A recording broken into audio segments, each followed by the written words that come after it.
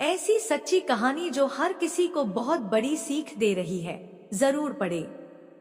इस घटना के माध्यम से मैं सभी को यही बताना चाहती हूँ कि जीवन में होने वाले हर छोटी बड़ी भूल या घटना हमें सीख देती है। बात तब की है जब मैंने बस से नया सफर करना शुरू किया था। मैं सरकारी बस से नोएडा जा रही थी। बस जलपान के लिए गुन्नौर के एक ढाबे पर रुकी। मौसम काफी सर्द था। चाय चाय, गरम चाय की लगातार आने वाली आवाजों ने मुझे चाय पीने पर विवश कर दिया। मैंने बस से उतरकर 10 रुपए की चाय खरीदी और कुछ दूर लगे समोसे के ठेले की तरफ चल पड़ी। मुझे ज्ञात था बस 20 मिनट यहाँ रुकेगी, इसलिए मैंने भी चाय नाश्ता करने में कोई जल्दबाजी नहीं की। एकाएक मेरी आंखों में आंसू आ गए जब समोसे में पड़ा हरी मिर्च का टुकड़ा मेरे दांतों के नीचे आया। मैंने नजर दौड़ाई। दूर एक हैंडपंप मुझे दिखाई दिया। मैं तेज कदमों से वहां पहुंची। पानी पीने के पश्चात मैं अपनी बस की ओर चल पड़ी। इन कुछ क्षणों में वहां अनेक बसें खड़ी हुई थी। रंग रूप में सब एक जैसी ही तो थी और दिल्ली भी जा रही थी। हाँ, यही कारण था कि मैं अपनी बस को पहचान न सकी। एक दो बस में तो मैं अजनबी शक्लों को देखकर नीचे उतर आई थी।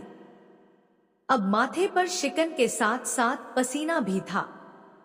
अभी अभी मैंने एक बस को वहां से जाते देखा था, कहीं वो मेरी बस तो नहीं। इस विचार ने मुझे झकझोर के रख दिया। मेरा बैग भी तो बस में ही था।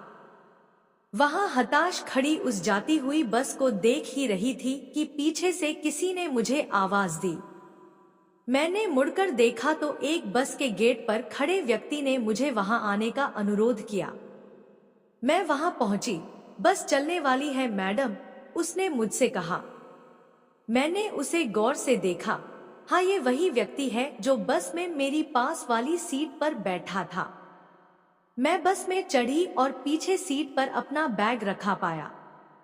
मैं जाकर अपनी सीट पर बैठ गई और चैन की सांस ली। मैंने मन ही मन उस व्यक्ति का शुक्रिया अदा किया और ईश्वर को भी धन्यवाद बोला। बस कुछ ही देर में चल पड़ी। सीख। उस रोज माँ से बात करने के पश्चात मुझे ज्ञात हुआ कि बस का नंबर मुझे मालूम होना चाहिए था। वह मेरे लिए एक सीख थी। इस घटना के माध्यम से मैं सभी को यही बताना चाहती हूँ कि जीवन में होने वाले हर छोटी बड़ी भूल या घटना हमें सीख देती है। अर्थात अपनी गलतियों से सीखने का प्रयास करिए और कोशिश करिए कि एक गलती को आप अपने जीवन में दोबारा ना दोहराएं। जो लोग सफलता पाना चाहते हैं, उन्हें अंतिम पल तक हिम्मत नहीं हारना चाहिए। जिस पल हम हार मान लेते हैं, उसी समय हम असफल हो जाते हैं। ये बात एक लोक कथा से समझ सकते हैं। कथा के अनुसार पुराने समय में एक राजा युद्ध में हार गया था। उसके सभी सैनिक मारे जा चुके थे। राजा किसी तरह अपनी जान बचाकर जंगल में भाग गया। सैनिक उसका पीछा कर रहे थे। वह बचने के लिए एक गुफा में छिप गया। सैनिक राजा को जंगल में खोजते खोजते उस गुफा तक पहुंच गए। गुफा के अंदर राजा को ढूंढा, लेकिन सैनिक उसे ढूंढ नहीं सके। बाहर आकर सैनिकों ने बड़े बड़े पत्थरों से गुफा बंद कर दी।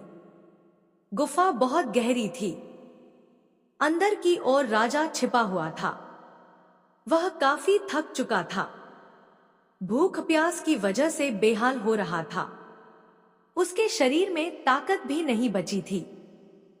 सैनिक गुफा बंद करके वहां से चले गए तो राजा अंदर बैठा बैठा सोच रहा था कि अब तो उसका जीवन खत्म हो गया।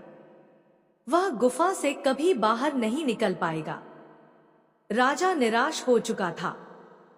तभी उसे माँ की एक बात याद आई। उसकी माँ कहती थी कि कुछ तो कर, यूं ही मत मर। ये बात याद आते ही राजा में फिर से ऊर्जा आ गई।